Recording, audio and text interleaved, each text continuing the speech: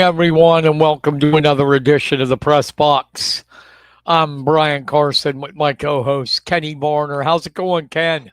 Not bad, not bad. It's a dreary day, but it's a good day. So, how about you? I'm good, man. I'm good. Good. I'm always good, even if I'm not.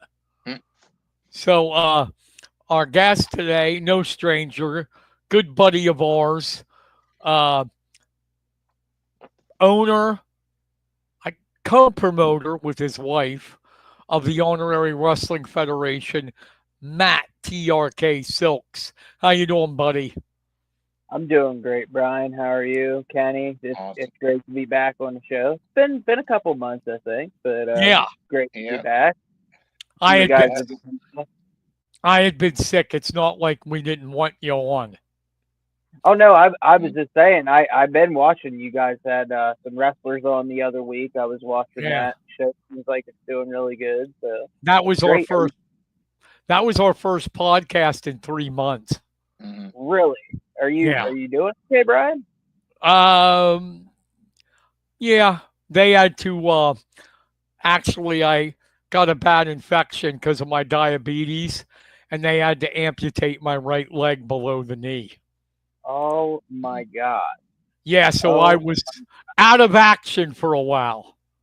out of action, but the triumphant return. He's Yeah. They back can't on. shut Mhm. my mouth down. No, no, no, brother. So you That's got a all. show coming up. Yes, I do. Yes, I do.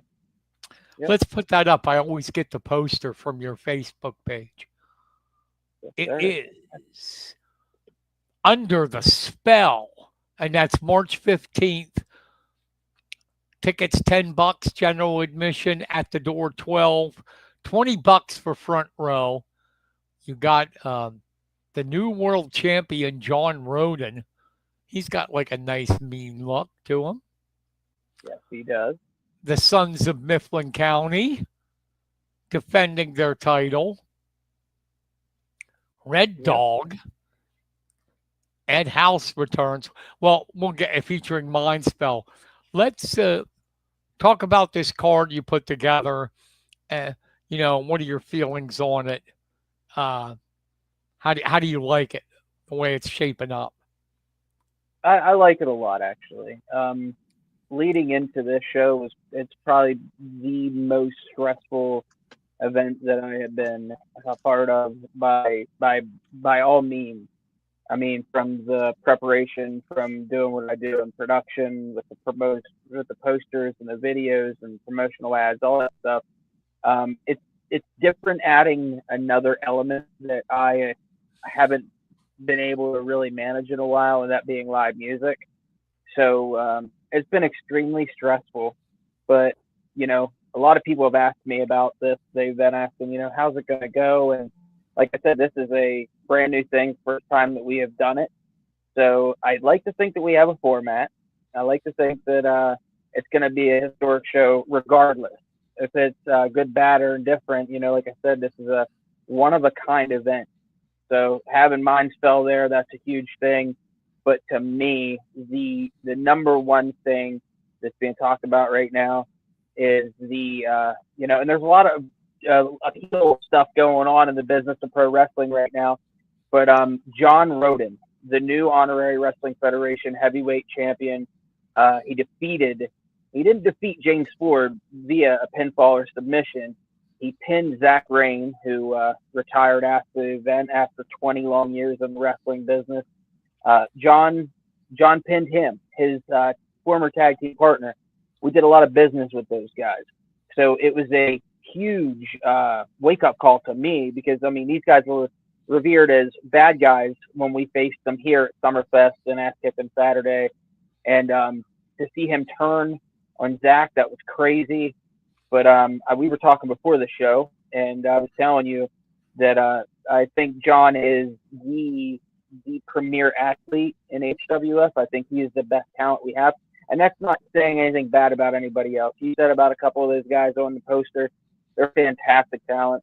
But to me, John Roden he's the man. He is the guy that we need leading us into this new era as the new champion. I'm extremely excited for the card, to be honest. why do you think he is that guy? What makes him the guy? It's a number of things, to be honest.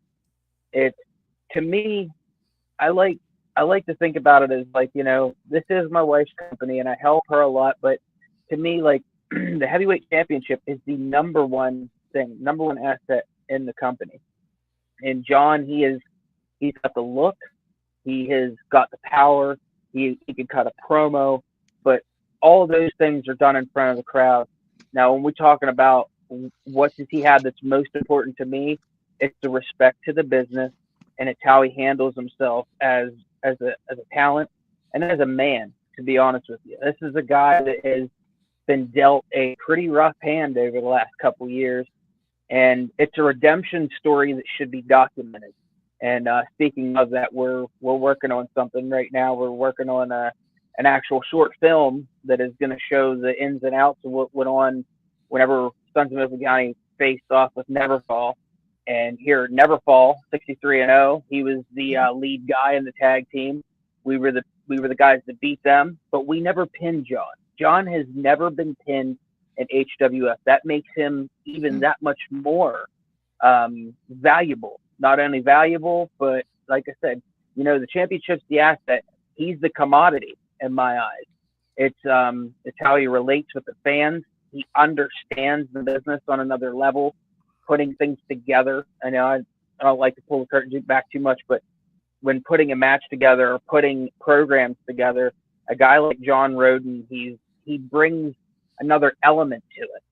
So I thought it was time we looked and seen what it would be like with John Roden, the juggernaut, out there in front, holding the flag as high as he can. And this is the first show. March 15th is the first show that he's walking into as a heavyweight champion. And I'm extremely proud of where we're going. I just wish we didn't have to get there with so much controversy with him turning on Zach, and Zach actually retired from wrestling, which is a good thing because he found out that a couple more bumps and he probably could have been wheelchair bound himself. Oh Wow. my So- God. Yeah, and like a lot of guys say what they say about the business, but Zach is he's a heavy hitter, man. Him and I had some wars. Like I said, we did a tag match, but we've also wrestled one-on-one. And this is a guy that, to be honest, he pulled John Roden out of the sludge, and they named themselves Neverfall and went on to do some amazing things as a tag team. But, to retire somebody, to end a historic heavyweight championship reign that was like 2 years or something, like that's insane. There's only been 4 champions in the 4 years of our history. But John Roden, and I'm one of those champions, John Roden, in my opinion, is the most gifted talent to ever hold that title. James Ford was amazing. No one could beat him. But he had never faced anything like John Roden until he did, and he doesn't have that title anymore. Is he good with the crowd? Yeah, you were asking earlier about heel and babyface. He's a guy that, there is a built-in amount of people. I guess you could say there's a cult following for John, that even though we are doing what we got to do to have him be the bad guy, there are still fans that are cheering for him because he's just that damn good. You know what I mean? And regardless of what we give him, when we give him the ball, run this way, the fans are gonna respect him, and a lot of them do. He's put a woman through a table, and they still cheer him. You know what I mean? I respect them already. Yeah, right. I knew you would, Brian. I knew you would. I would say that half the crowd is against him, but I would also say that there's another part of the crowd that finds him intriguing because he is so different. A lot of guys need a gimmick today. A lot of guys need something to prop them up, to give them meaning. John Roden is not that guy. He walks in the room, you're getting 100% authenticity, and to me, there's no one like him. And I worked the guy. He's a big guy. I don't know if you can tell on the posters. Yeah. But he slimmed down a little bit. He was on the heavier side. I can't speak to his weight 100%, but he slimmed down significantly. And when we were wrestling him, he was still, a little heavier. At the Ass Kicking Saturday show, I think it was last May, we worked him, and I, pick this guy up and I slam him. And in wrestling, there's certain things that you need to be able to successfully pull something like that off. And there's a lot of guys that are like, oh, well, I can't get up. Well, I don't want to hear that. John Roden's a big guy, and he got up. He knows what it takes to get up there. And he's been everywhere. You know what I mean? A lot of guys on my show, they've been here and there. They've been working different places. But John rolled over Pittsburgh. You know what I mean? Fantastic talent. He worked for RWA, that I believe, 2PW. He was in with us up at AON there for a long time. And here he is in HWF. I think he's doing his best work here that I've seen and that I know of. But if you would ask him, I think that he is in a different place now than he's been before. He's a heavyweight champion in his past, but this was different for him. Like I said, that redemption story. So there's already built-in story, and it's his first championship defense against Aaron Connors. See, Kenny, there's a story there, buddy. Yeah, definitely. Get Yoder on that. I'll have to do that. Yeah, 100%. So I'm sorry, who's his opponent again? His opponent is Aaron Connors. The people Talk are about calling him a little. They're calling him the almost famous Aaron Connors. And you know what? There was one of the guys we were training with the other day said, I don't know if I'd want to have that nickname. I said, dude, I like that. I think it's awesome. And it came from another one of the workers, and I thought that was awesome in itself. Aaron, I met in Pittsburgh, I want to say 2 or 3 years ago now, and I'd heard a lot about him. He had been in so many different places that we were in, but this kid, and I say kid, he's younger, he's fantastic, man, and he's still growing. There's still a lot that he's picking up, but he has enough to get him to these different opportunities and be able to get him the experience that he needs. He's already good enough, in my opinion, or he wouldn't be here by any means. I think Aaron, he's making better decisions now. There was some companies that he was doing business with, and I told him, I was like, man, value yourself. I know trying to get different work and trying to get a booking is trying to get a booking, but this is a quality event up here in Lewistown. It's HWF show. There's always fans here, and he's another one of them guys. He played the heel character extremely well, and now I'm wanting to see a different side of him. You know what I mean? And I believe that he has that thing. I'm not quite sure what it is yet. You know what I mean? But he has that thing that I do believe will be a great competitor for the juggernaut John Roden, March 15th. Nice. I'm sorry, Kenny. Got any questions? I just wanted to understand that you and R.D. Moss have been on quite a tear lately and around the other different organizations. Would you say that last year was definitely the year for the Sons of Mifflin County, or is this 2025 going to be a continuation of the skill and the talent that you guys had last year, winning all those belts? That's a great question, brother. Thank you. I think 24 was the year that we were laying down the bass track. I'm going to use it as like putting the music together here. Laying down the bass tracks, trying to get around to different places and letting people understand what our music's about. You know what I mean? The flavor, the element that we bring to the tag team division. I think this year is the year that we're going to actually continue to rise. I told Rodney, R.D. Moss, I told him the other night, I want to take chances. I want to be challenged. And 2024 was an amazing year. I still have guys like Zach Rain. He's like, how long you guys been tag teaming? I'm like, oh, I think coming up on 3 years. He's like 5 championships in 3 years. That's hard to do. Because you know what I mean? Besides one company, which is HWF, I don't have any pull in any of these other places. It's not like I can go in there and say, hey, we want to win the titles. These places all looked at us, trusted us. And to be 100% honest with you, a lot of these places, hands down, we were the best back there. And it was before we were even in the ring. I'm talking our look, was one thing, and we used to be compared to Riot City a lot. Sickened. Those guys come up here to Lewistown. I love Nick. That's not a bad compliment. I'll take it. But I'm also going in my 20th year of being a wrestler. You know what I mean, from the backyard till now, and having 14 years professionally. I don't want to be the second-rate tag team. I want to have our own look, our own flavor, like I said, and we're dabbling around with a different color.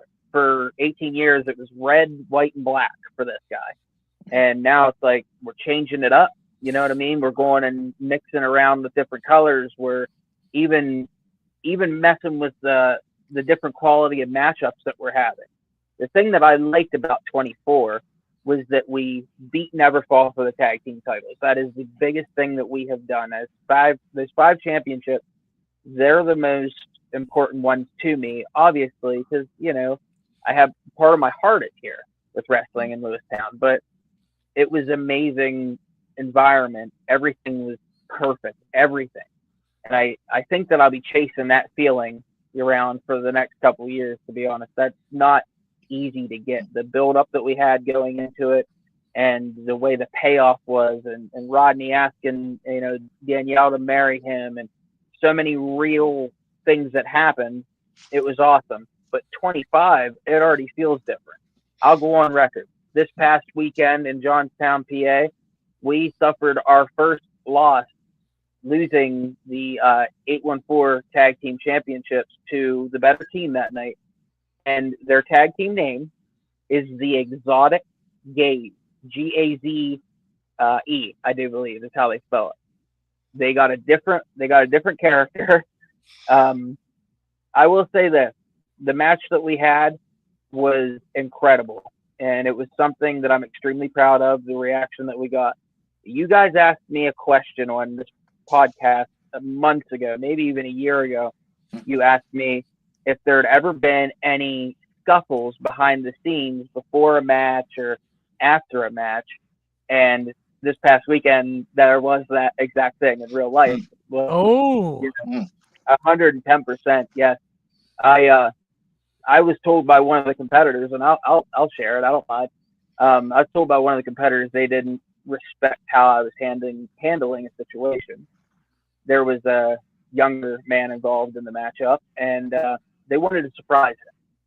And in this business of professional wrestling, I don't like surprises like that. You know what I mean? Mistakes happen. Injuries happen. I also understand the fact of, hey, you know what I mean? That this is a surprise. I got it. The surprise element was still there. It was an amazing night for the kid. I'm extremely proud of him, and I was proud to be involved in the matchup. I was the guy that took the pin, so I lost for the Sons of Mifflin County. That's the first time that we've lost tag team titles, and I lost like that. You know what I mean? So I liked it, but before the matchup, we had that, oh man, we wanted to kind of kill each other there in the moment. But as professionals, we agreed that we just disagreed. That's it. You know what I mean? There's no reason to, like throw hands or anything about it. We prepared. We went out. We did the matchup, and at the end of the night, it was great. And here it is. It's a story. To me, professional wrestling is about the pressure. To me, professional wrestling is about knowing how to keep yourself safe. And whenever those two things right there are any way jeopardized, that's not going to work for me. Rob Noxious built me up to tell me, you don't do that stuff. You know what I mean? Because to me, it's stooging off the boys. You know what I mean? I'm telling one of the guys something and then going out there lying. That doesn't feel right to me. It's about trust. You know what I mean? 110%. But the team that we lost to, they're going to do big things up there. But we wrapped up our business in 814 Wrestling. I'm extremely happy, thankful. I appreciate everything that they gave us up there, the opportunities. And it's a great place to work. If you are an indie wrestler right now listening to this podcast, check out 814, get a hold of those guys, and try to get into work. Aaron Connors, who is facing John Roden, he just debuted up there, and I can see already that he's on to doing more things. So 814 is always going to be there. They're predominantly in Johnstown and Altoona, and I love that company. But RD Mosh and myself, some of our dates were messing up. We had a show that was going to be the same day as theirs, and that was just coincidental. But then it's like you got to look at a bigger picture. It's like we're trying to get more work, trying to get challenged, more companies under our belts. So at the end of the day, it was a perfect time to do what we did. You know what I mean? And the guys that beat us up there, who knows? Maybe we'll be able to run it back again. We've already had two really good matchups, and Tyler and Daniel Exotic, both those guys they're different. They got a different gimmick. They got a different story. So I'm happy for them. But as of right now, Rodney and myself, we're preparing for some new places, and I can't wait for it. We got a heart. He really likes it. Daniel McCardle. Thanks, Daniel. Appreciate the heart. Well, let's just do it. Start to finish. Go through the card for me and give me your opinion on each match. My opinion on each match. All right. Well, I kind of gave you. I mean, you don't have to say who wins and loses, but obviously. What you think of the match? Right. I will pull it up here, and I will let you know. I'll actually go through the whole entire thing because I have it. Okay. Let me see here. It's a different show altogether. I mean, the thing to me that is the coolest is the promotional ads and stuff that we're doing, and the video that we have out that's really selling the event. Like the first matchup that we had announced was going to be myself and Artie Mosh versus the Wayward, which is a team that we faced in 814 Wrestling, that place that I was saying, we just departed from there. Those guys, incredible. They're coming down to face us. It'll be number 2. And if at any time I thought we were going to lose the titles, it was against those guys. When we lost this past weekend, I didn't see it coming at all. You know what I mean? Like, if you watch the match back, you could actually see the shock in my face. But these guys here, they had elements that were really dangerous to me, especially. They know how to work as a bad guy, good guy, everything in between. Ed House coming in. This is, to me, it's one of the biggest things that we've been able to do. It's like the biggest fish that we've been able to catch. I know that I said John Roden is the top guy. He's the champion, and he's one of the most amazing, talented wrestlers I've seen. Ed House is a guy that I come up with. He had been in the game about a year or two before I came in, which, Ken, you know a good bit about Ed House. You've been around Ed House before. Definitely. He's, predominantly CCW guy. He was a big CPW guy. I met him in WPW. He was a champion in Lewistown for a long time. Mm-hmm. And I want to say in 2011, one of my guys, Edward James, that's in our group, he's kind of doing his own thing right now. But he always had a certain style that I really dug. And I thought, out of the backyard guys that I come up with, I always thought he was the best representation of a wrestler in our group. And that's speaking even with me involved and my brother and other guys. Eddie is amazing. Ed House is awesome, but Edward James is a different cat. This is a match that I've been wanting to see since 2011, and we get to have it right here in March 15th. You have Edward James, you have Ed House. It's going to be amazing. I know Emberly Ray has been chomping at the bit. She's another one of my students. She has said it. This is going to be the biggest opportunity Edward James has. He has a victory over Sickens at the Halloween show. Then this past show, he ends up beating Robbie Page, which Robbie Page is like the top of the food chain. He's winding down a little bit. He's been working his ass off for years. And for HWF, it's like he's been one of the guys that you can go to for advice, and seeing him get that win was truly, truly amazing last show. But seeing this matchup's going to be even better yet. Let me see what else we got here. Ed House's background story is also pretty inspiring too. Getting in that car crash and fighting his way back through that. That's to see him where he is right now is almost amazing. Yeah, I think we just talked about this the other night. I think Ed could have been in WWE. I think Ed could still be in WWE right now. Like he's amazing at what he does. But not only that, I think he's the best crowd worker I've ever been on a show with. Like, it does not matter if he's a good guy or a bad guy. He gets a very different reaction. And I respect Ed. And, with me coming up the way I did with Rob and them, Ed was like the top guy then. I guess he would have been the John Roden then. He was young, extremely young. That car crash happens, and pretty much everything comes to a halt. And it's like, man, that was one of the hardest things for me to see, to be honest, because I've always had a really good relationship with Ed. There was a couple years there that we really didn't get a chance to talk that much. He was doing his thing, I was doing mine. But he came in, did a tag team matchup with Laszlo, who's from I guess he's Hungarian, I think he is. I'm not 100% sure. But they come in as a tag team, and that was huge to me. Him coming in as a professional wrestler, one-on-one, and the way that he brings his package to the ring, and that anybody will say whatever they want to say about that. He's that type of worker. He's able to work a crowd and make something inappropriate without it being inappropriate for a child to understand. Or like, he's funny. He's very, very funny. We love him here. But you're right though, that he's got a hell of a redemption story, and that's something that needs to be talked about. I've been trying to get our production to cover something for him over the next couple months that pretty much highlights him, because I see myself, I want to see Ed House versus John Roden. That's what I want to see myself as a fan.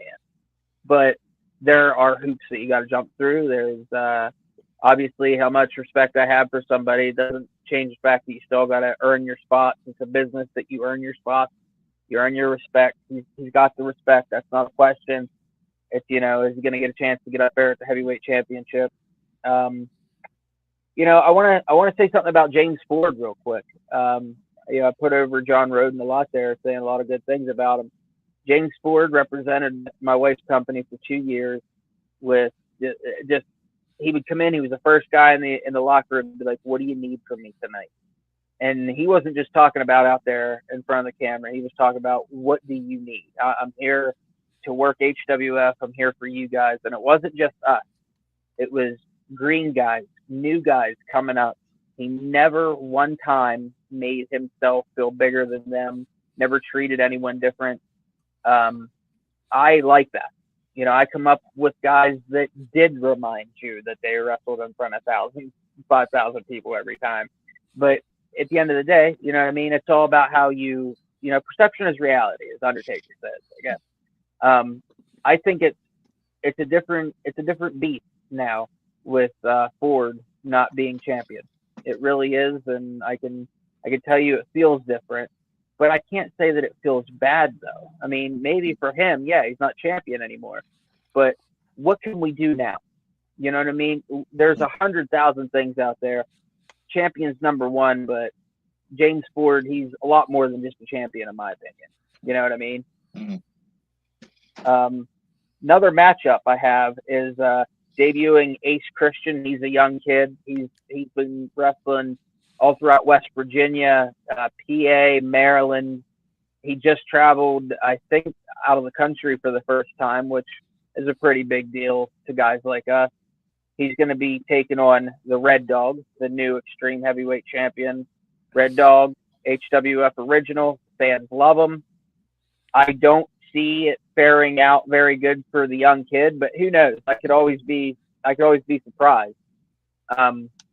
Besides Pit Chick being there live in action, you know what I mean? I'm sure she'll have some words for the fans.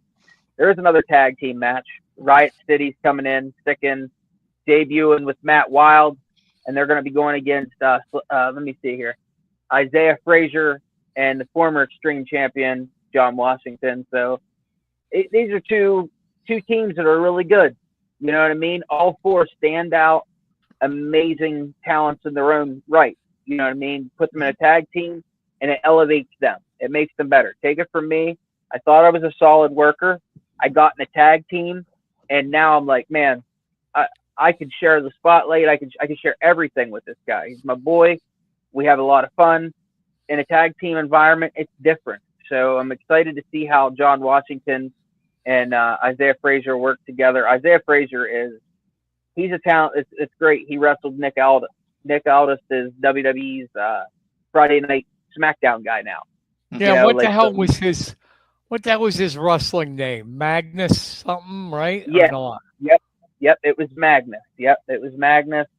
And he was the NWA world champion for like a really long time.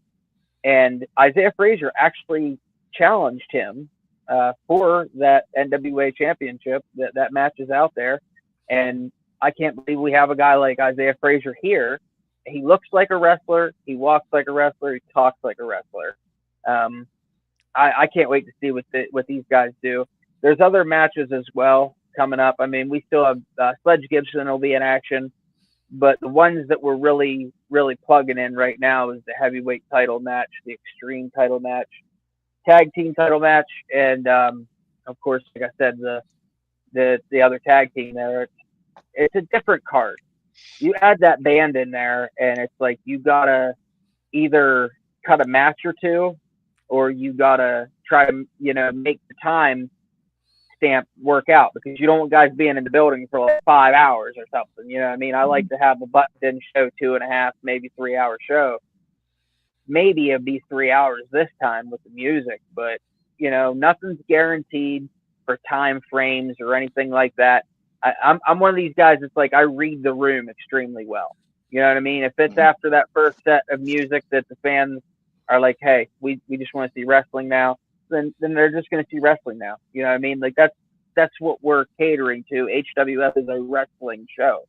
But at the end of the day, adding the concert part into it, it's kind of even stressful on the element of like, what's really drawing here? Is it the wrestling or is it the live music? You know what I mean? At the end of the day, they're still there. They're sitting in the seats. But, I like to know what's pulling. But, I'm the one that made this idea, I guess, to try to do a concert and a wrestling show together. It sounds good. It looks good on paper. But let's see how it goes. Hey, you got to try. You got to experiment. That's right. So the Waywards, right, is the team you're taking on, Wayward? Mm-hmm. Yeah. How bad are you going to kick their ass? Pretty bad. Talk some trash to me. Talk some trash. All right, I'll give it to you. So my partner ain't here to do his part of it, so I guess I'll be the one telling you some shit tonight. These two guys, they're coming from New York, I do believe, but it doesn't matter where they come from. What really matters is they're here in my backyard in Mifflin County, a place that I have literally broke my back for the wrestling business. And they gave us a really, really hard run for our money up there in 814. But like I said in our promo, this isn't 814 wrestling. This is HWF wrestling. And that crowd, it brings a different flavor to me. I feel like I can hit another gear there, and that's a real deal. When I'm in that ring, it truly does feel like I am at home. It feels like I'm at peace. I'm a peaceful person until the bell rings, and now it's go time. We beat the very best to win those championships, and I do believe that we are defending them against the very best this time. Yes, the Buffalo Boys gave us a run for our money back in last January, I do believe it was.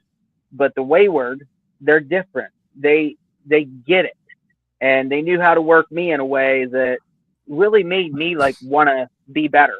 You know what I mean? So they can bring everything that they got, but I know that we got one in the chamber. That's a finish that we do.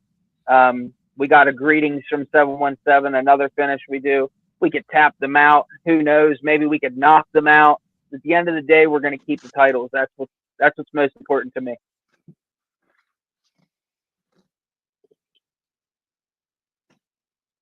Kenny, how's life on your end? Right now, kind of boring. Tomorrow it'll start up with covering wrestling, but Yeah, it's been a week. Yeah. um, just talk a little bit about how far things come since your first HWF um, show until now. I know that you really pack in the fans, and every time I'm out and about, I always hear about your wrestling and what's coming up. Just your thoughts on how popular it's grown since day one. That that right there is a good one too. Man, sometimes I'm really surprised by it. I don't like to look out the curtain whenever the fans come in. When they open the doors, I don't like to look out the curtain. I feel like it jinxes myself, and maybe I'll feel different. That could impact my match. That could impact the way that I help run the locker room. Um, since day one, Summerfest 2021, that that was a different time. You know what I mean? Like, we're just now getting into a building for the first time. I have the pressure on from Seven Mountains running the same day as us, and the whole big beef we had. Now it's a different time. You know what I mean? I like to believe everybody is in it to win it now. I do believe that we are all okay with being, in each other's space, doing our thing. HWF is different. When I say that, I'm not saying anything derogatory about Seven Mountains. I've worked that event. I'm sure that I will again. Jamal's a fantastic person, and so is Rob Noxious. But HWF's different. It's a different feel. So looking at just the building itself, whenever we set these events up, you have banners all over the wall. It's advertising the next event. It's letting you know who is sponsoring the event. These people that you never truly know are helping, and I like to blast their names as much as I can. You know what I mean? Like Pam, she makes our gear, so she's a sponsor. She helps me in that regard. We got photographers that are coming up, Mama Dawn. We got Sam Bumgardner. These are all people that have been able to make a successful um, small business in Mifflin County because of HWF. It's not like body slams are the most integral part of what we do. I think in what we do is we help other people become a brand. Like I was saying, Dawn, she has come miles with that camera. She's invested into herself. Mhm. She's showed me on many different occasions that this is what she wants to do. She wants to cover professional wrestling, but she covers it here different than what she covers at other places. She's a huge help behind the scenes. She's a main sponsor in our company. She helps out immensely in different places. So does Sam. He comes up with a lot of our format. I'll sit down a night. I'll tell him what I want. He types it up, has it out. The cards hanging up. These guys, they know where they came from. They really do. They remember it. Like Curb Media Group, those guys come in, and I can't believe I even have them. Like they're so good at what they do, and that speaks to the growth of our company. But the number one thing about HWF is the people. Like, you can give them the match, you can preload in this opinion, in this mindset. You're like, okay, this is what I think is going to happen. But what I love about our crowd is it's not guaranteed. It's not guaranteed how they're going to react. I like to think I have a feeling on what's going to happen, but at the end of the day, I love that part, the unknown. How are they going to react? Are they going to react? You know what I mean? Like, that's a question. But I think the reason HWF looks so good is the crowd. The crowd will come on out here, will pack the house. Um, I don't ever like to really pat myself on the back, but I do all of our video work here. Mhm. So when I'm looking at that and I'm putting that stuff together, there's a lot of people that are like, Matt, man, the production's looking really good. To me, it looks really good because there's people there. And not only are they there, they're enjoying themselves. They're not hearing F bombs. They're not seeing anything that is going to harm them or harm their. If anything, it's going to maybe affect their feelings for that night while they're in that building. And that's what we are trying to do. But by looking at the first match on YouTube with HWF, the current matches on YouTube, that's another thing. It's the production. It's the social media it's it's a juggernaut itself. Without social media, I don't think independent professional wrestling's thriving the way that it is right now. So I gotta thank YouTube. I gotta thank Facebook, to be honest with you, because those are our main promotional ads. You know, the Willow Workbench, they're selling our tickets, they're putting up our posters, and they're not ashamed to say, hey, we represent a wrestling company, small time here in Lewistown, trying to make it to the big time. Zach Rain said HWF is, one time he said, was the little engine that could in the wrestling business. The last time he was here, he's like, I don't think it could anymore. I think we're there. We're doing it. And you can see that. You can see that in the video. And hearing it come from the fans is one thing. Hearing it come from a peer of yours that you respect so very much, that's something else. I mean, like Jason Havoc, he helped out a lot here. He was a main trainer of mine when I was coming up in the business. Seeing him react is like, this is crazy. You know, the same guy that was like, no, that's we're going to get over. It gets over, and oh, holy cow, seeing him react and how happy he is. The people behind the scenes, I think, are bread and butter, though. You know what I mean? Mm-hmm. Mama Dawn and them guys. And like Josh Yoder, he's at every one of our events, and he's smart to the business. He's been in the ring, longtime friend of mine since I think, you know, high school, like freshman year or something. You know, he's always been one of those guys that really, really trusts the process. And here he is. You know, he's helping push this event, this very podcast that we're on right now. Without things like this, we're not going to reach out to the people. And there's people out there that are like, used to be you just say a wrestling show's happening and people would show up. Yeah, I wrestled on. That's how old I am. I actually wrestled on about the first 5 to 10 years of that. You know. So word of mouth was the only way that we had promotion before, but with the social media and the way that obviously equipment has gotten better and, you know, technology's better, but it's the people, it's the talent, it's amazing. I love it. Awesome.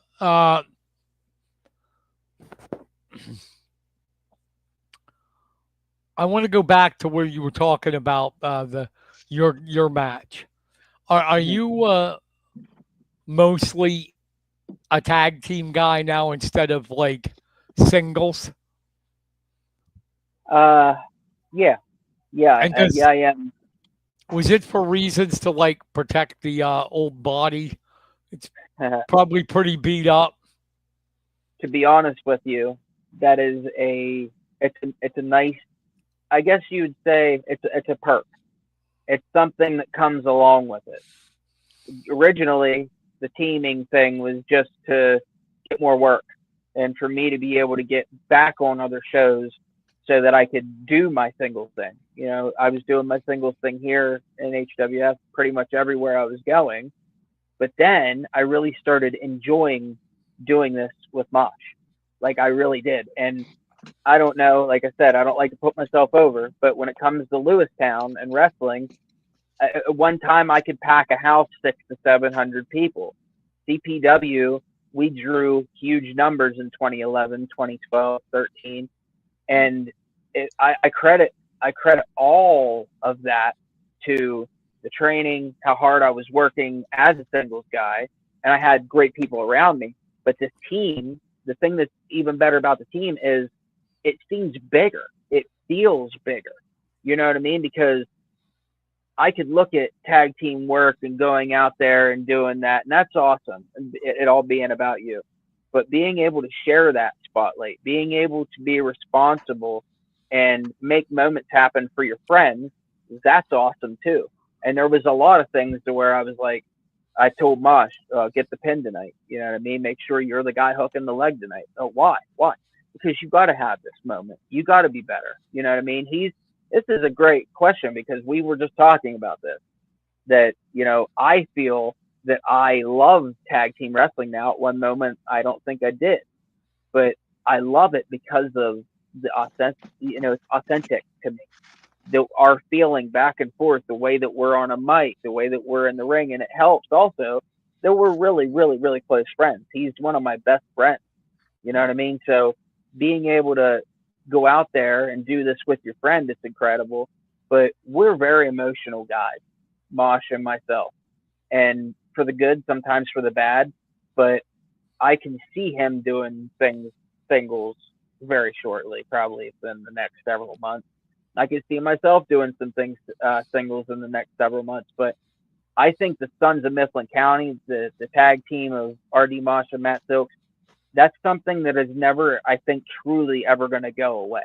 You know what I mean? Like, I could be wrestling here singles for the next 6 months or so, but I got this tattooed on my hand because that's Mosh and me, man, and it's never going to go away, even whenever we're not, tag teaming together. But you said about protecting the body. Yes, it does very much so protect the body. I was wrestling Zach Rain. I was wrestling James Ford and some of these other guys in singles matches up here in Lewistown. And I felt the need to go out there and almost hurt myself to entertain the crowd. If that's where you're at, obviously you're making some mistakes. I was just investing so much of myself into these matches. But now I don't have to do that. I don't have to kill myself to get a reaction. We get a reaction just walking through the curtain. And when that started happening, whenever we would be in the ring and we're getting beat down and they're saying SOMC, when that started happening, I was like, I think we have something. When Danny Pitchick came into the mix, it's like, wow, this looks like a thing that could work. It looks good on a poster. It looks good on merchandise. It just works. And she brings an element herself, you know what I mean? In tag team wrestling, it's incredible. But a lot of times it's like, it's not a tag team. This is 3 people. And without one of them, you can feel it. You know what I mean? You really can. Mosh has come miles since we became a tag team. The things that I see him growing with, it shocks me. Now I gotta watch how I tell him this, because in wrestling, it's very easy to get a big head. It's very easy to believe in your own height. I think that believing in your own shit, I guess, is what got me out of the business. I thought that I was too good for some situations and did some stupid things. And it was like, man, I really wish that wouldn't have happened. Mosh, he's a little more protected from that. But at the same time, he's exposed also, because it's like too many pats on the back and that head will fly away. Will fly away. But I don't know, man. I love tag team wrestling, and I feel the identity of the Sons. It sounds cool. It rolls off the tongue cool. I think we look cool, maybe. I don't know. That's what people say. It's an easy chant. The music's cool. Give Me Back My Bullet by Leonard Skinner. It's just got a feeling, man. You got to be there in the arena or in the gymnasium to be able to truly understand what I mean. With the crowd and that music and just feeling it, it's awesome, man. That's unlike anything I could even explain to you. You know what I mean? Yeah, I got you. I bet you that is pretty cool when you got the crowd behind you and that's a great rush. Yeah, it is. It's one of the coolest rushes ever. And see, that's it. Like, that's another thing with being in a team is like all those different elements. Because before it was like my music play, I'd go to the ring, I'd drop down, I'd pray, I'd get in the ring, and we'd wrestle. But with this thing with Mosh and me, it's like we take our time.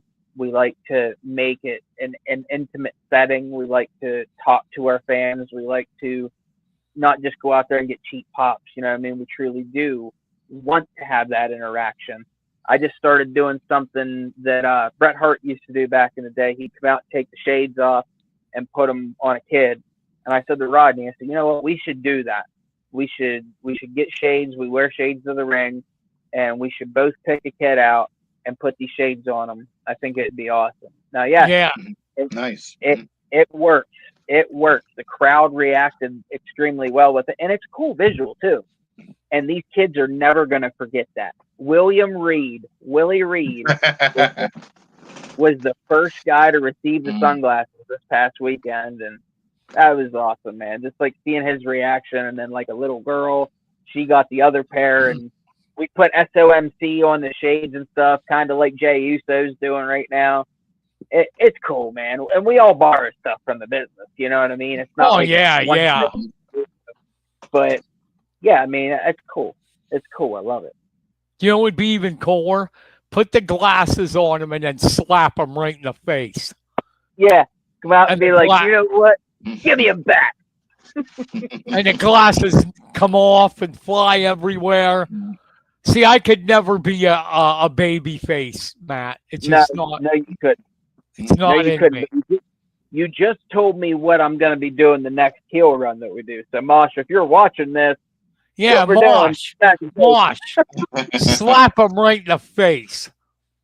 and he would have no problem doing that. No problem at all. I'm going to be your manager for 10 seconds. Wayward is the name of the tag team, right? That's it. Let's hear it. Wayward, you have no balls. You have no testicles. We're going to kick your vaginas all over the ring and send you back to Buffalo where you can watch Josh Allen and the Bills lose another playoff game. That's it. Right there. 10 times better than I could have done, Brian. 10 times better, brother. Now these guys will find where I live and kick my ass. That's always a possibility. So I always ask you about the business. Thank you, Dawn, for the love. Thank you, Ed Rigler, for the like, and Joe Dudley. We talked about this a little before we got on the air. What did you think of Cena's heel turn at Elimination Chamber? Wasn't that great? It was epic. It was epic on so many levels, man. And this is the thing. So we're coming back from Johnstown, and I'm kind of like sleeping in the vehicle coming in from Johnstown, and it's quiet. When I get home, as soon as I get at home, my phone starts just going crazy. I'm like, what is happening? So I get online, and I see John Cena walks into a press conference, picks a WWE mic up, and just drops it. I'm like, what's that about? Like, okay, like I know he won the Elimination Chamber, and then I seen what he did.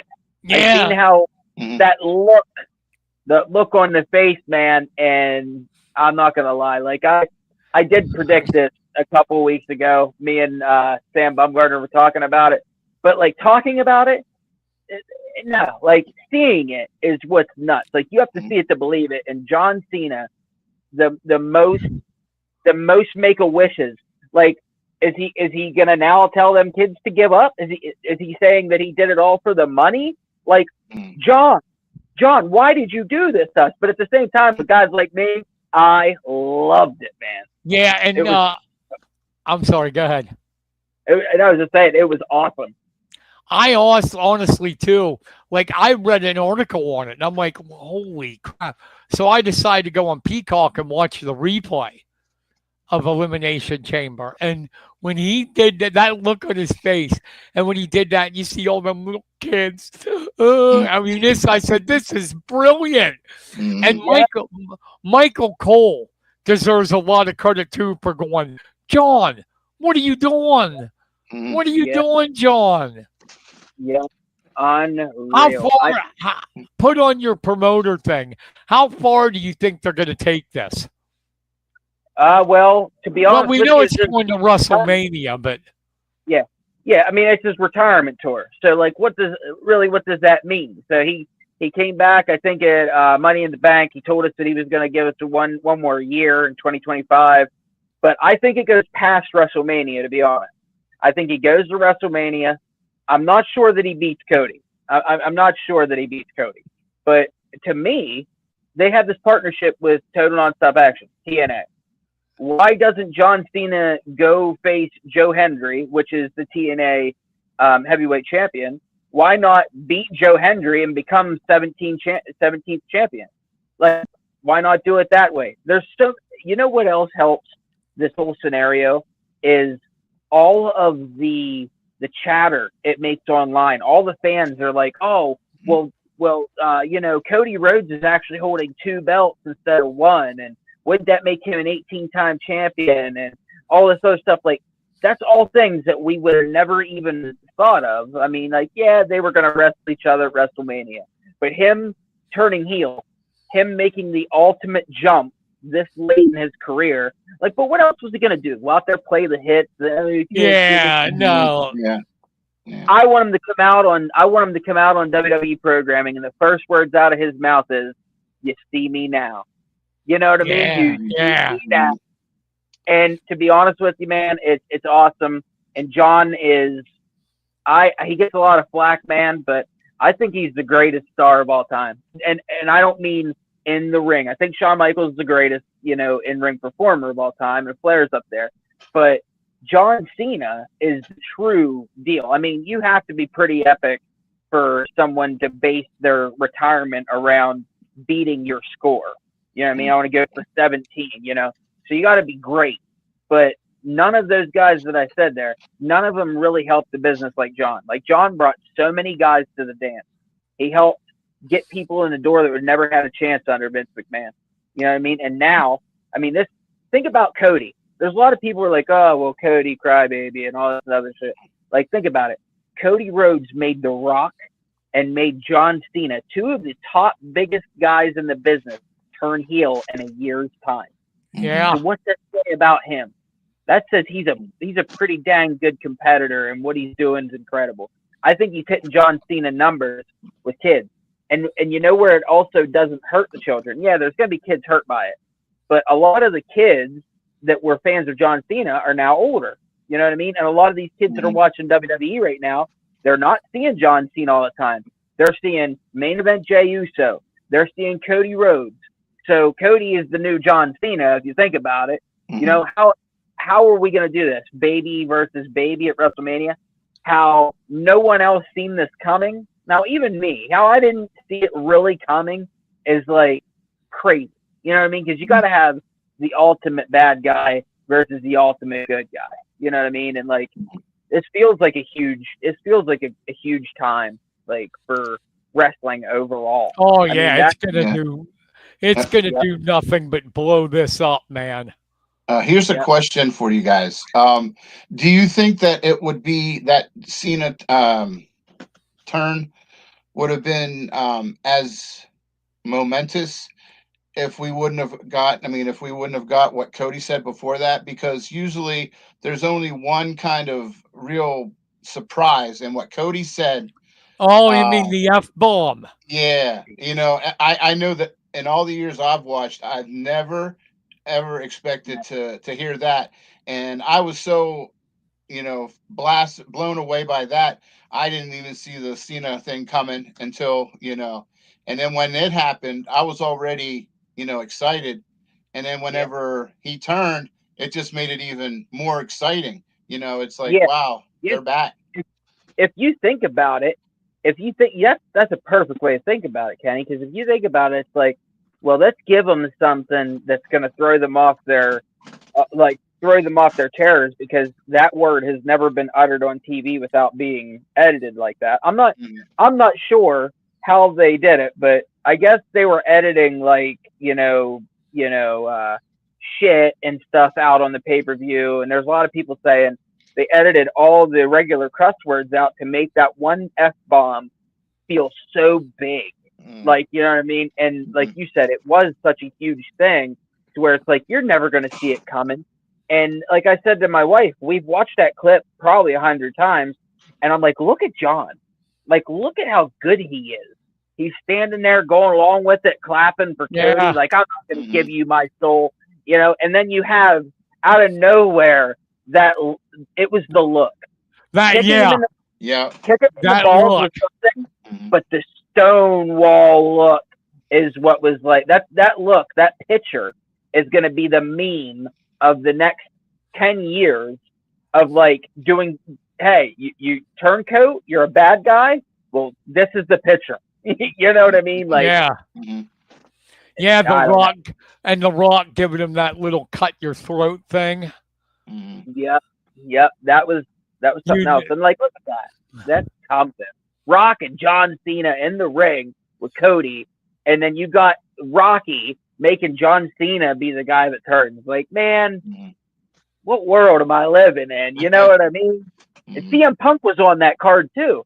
Like, CM Punk was in Elimination Chamber with John Cena, and it's 2025. You know what I mean? And like, you got Stone Cold Steve Austin, greatest draw of all time, talking about coming to WrestleMania 41 in Las Vegas, and he's saying, like, hey, if Cody needs somebody, I'll back him up. If the glass shatter in Las Vegas, baby, people go nuts. We are in for some. They'll go nuts. Picking up. You're damn right. Yeah. Hey, Kenny, we got one of your guys here. Oh, okay, cool. David Fye. Wow. Hey, David. Legend. Hey, David. What's up, buddy? The legend. That is the legend. Good to hear you. Good to hear from you, David. Sure, he'll be whooping me on the football field this year. Oh, he's already talking about this coming season. He's ready to go already. I bet he is. This has been cool, as always, Matt. Thank you, bud. I'm going to put this up one more time. Under the Spell, March 15th. Kids under 10 are free. Tickets $10 general, at the door $12, $20 front row. You can't beat the prices. Good wrestling action from dedicated people who really care, and the ballless people from Buffalo are coming down. That's it. Hey, the last guys that came down from there, it didn't fare very well for them. So they just must be ushering them on out. Go on down there and get your ass kicked. You know? There we go. Matt, thank you, buddy, for coming on. Matt. Appreciate it. Thank you, guys. Thank you, Pressbox. It's great talking to you guys. Brian, Kenny, thank you very much. I'll see you guys March 15th for Under the Spell. Come back anytime, my friend. Thank you.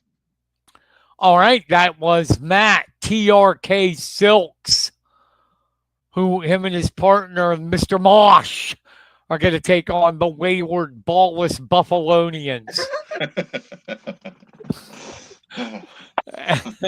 on March 15th. Be there, people. Come on. I mean, that's a great price. Great price to watch some good action entertainment. Yes, sir. Yeah. Get in there. Thank you, buddy. Thank you very much. Have a good night, guys. You too. See ya. That was pretty cool, Kenny. It always is. Yep. I want those Buffalo guys to know I was just kidding. So do you have any shout outs? Just two. Actually, well, yeah, I have some shout outs. One better be you know who. There's a couple. You know who. Yeah. Hold on.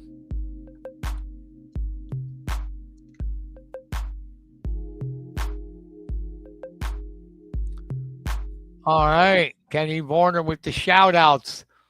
And one of them is going to be the guy getting the parade here upcoming. Yes. Carter Smith.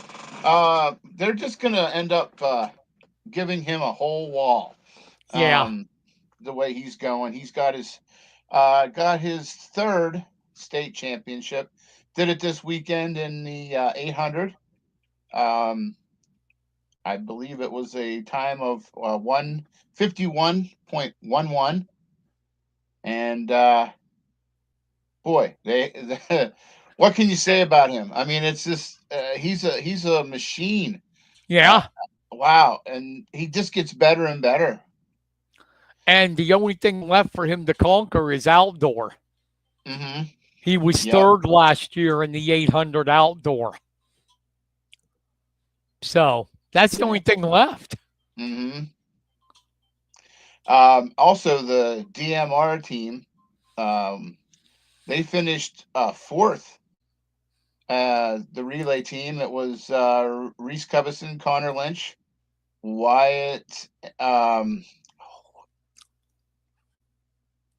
and Carter. I didn't put their last names. I'm sorry, guys. But I think we had them all on before, back in cross country season. Yeah. So congratulations to you guys. They finished Uh, 4th, right? yeah, yeah, with a time of 10:24.61. Congratulations. The other one I have is from Mifflin County alum Kylie Cubison. Boy, did she have a day. Um, on Saturday, she finished first in a DMR relay for Bowling Green at the MAC Championships. Good way of starting off the day. Yeah. Then she finished second in the mile, and then as the in the indoor season or the indoor MAC championship came to a close, her team won number one in the team championship. So, boy, what what a day! Must Yeah. have been exhausting, but I'm sure it's one that she'll always remember. And it's great to see Kylie do so well, and she still keeps getting better and better. She has a hell of a work ethic, and before it's all over with, who knows? Maybe she's in the nationals, and who knows? Small, So, small, small world, but her mom, Danielle's my physical therapist. oh wow, Yeah. dang. So I got, congratulations. yes, congratulations, Kylie. I got a shout out. Okay. Uh, the 3 guys from Mifflin County who are going to be at Hershey tomorrow trying for a medal: Goo Alexander, Avery Orange, and Peyton Kearns. Good luck, guys. Yeah, Ho- definitely. Hope you get on the medal stand. We're both going to be covering that. I'm Hmm. broadcasting it, and you're going to be writing for the Sentinel, and I'm sure your own hometown. Hmm. Oh, definitely. Awesome. Yeah. Yep. I think this is my first time I've gone since I was a writer for the County Observer back in the day, before I think around 2000, 2001. So Also, you've it, never been to wrestling at the Giant Center. no, not at the Giant. The last time I went, it was at the Hershey, oh, the old Hershey Arena. Oh, you're gonna love this, buddy. Just do me one favor. What's that?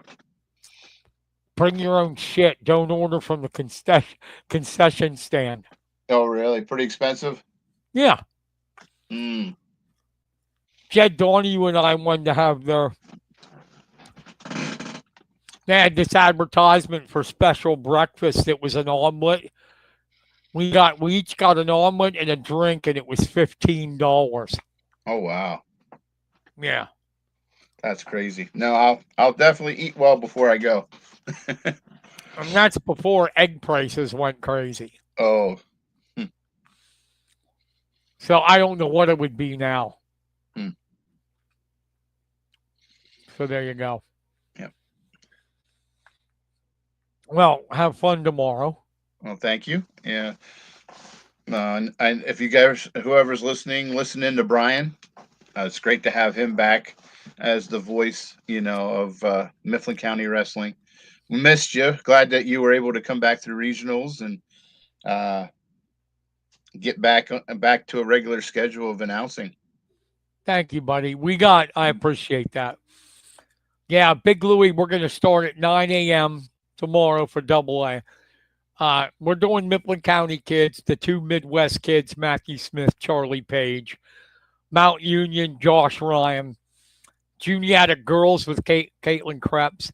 And the other thing that we're going to do in our coverage area is the 3 Huntington guys, Gage Shawley, Grady Clark, and Landon Erdman. So we got 10 kids at Hershey, and, we'll be broadcasting everything. Nice. Nice. All I'll right, tell you what, that Josh Ryan is something. Oof. Oh, yeah, he's a pinner like his brother. Mm. Yeah, it's kind of in the last name. Isn't there always like a Ryan wrestling every There's year? a Ryan everywhere. I mean, they're like, I don't know, man. They're like Baby Factory. Mm. And I know Kevin and all of them real well. I mean, Mhm, there's always a Ryan, mhm. and they've all been good. We'll see what he can do Yeah. uh, down there tomorrow. Like I said, we'll be on the air about 5 till 9. And then the double A pigtails start at 9, where we'll have Charlie Page and Clark wrestling. Mm. All right. Anything else, Kenny? No, just that it's good to be back at 101 now and starting to head our way to 200. That's right. We're back. Hmm. All right, my friend. That's going to wrap it up for the press box. For Kenny Varner, I'm Brian Carson. Thank you for listening, everybody. We truly appreciate it. Have a great night and a great rest of your week. Good night, everybody. Good night.